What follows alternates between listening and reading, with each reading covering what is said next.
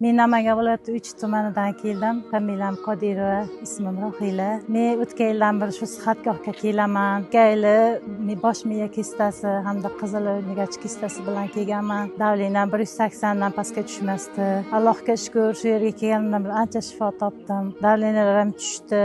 O'shandan beri davleniyam ko'tarilmaydi. Bu yil endi buyrak yetishmovchiligi bilan keldim. Mana bugun birinchi kurs keldim bu yil. Xudoga shukr. Birinchi kursdayoq buyragim ishga tusha boshladi. Buyragim ishlamay qolgandi. Kreatinlar tushdi. Mochevinalar joy-joyiga keldi. Ishtaham ochildi. Holatim yaxshi.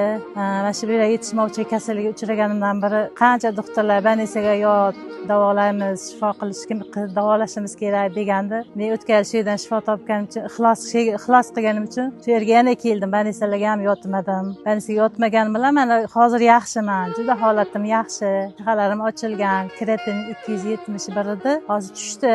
Mochevina 19 da u ham tushdi. Alhamdulillah, Xudoga shukr. Sog'ligim yaxshi. Boshqa yurtdoshlarga ham o'zim yurtimdagilarga ham tavsiya qilib ko'pchilikni jo'natdim. Boringlar, o'sha yerdan shifo topasizlar. Yaxshi joy deb. O'zim ham mana yana keldim. Xudo xolasa, endi doktorga bormayman. Xudo nasib qilsa shu yerga yana kelaman. Xudo xolasa 90% 18 yashar qizday bo'lib qolish niyatim bor. Tuzalib qolaman Xudo xolasa. Yaxshi joy, kelinglar, sizlarga ham tavsiya qilaman.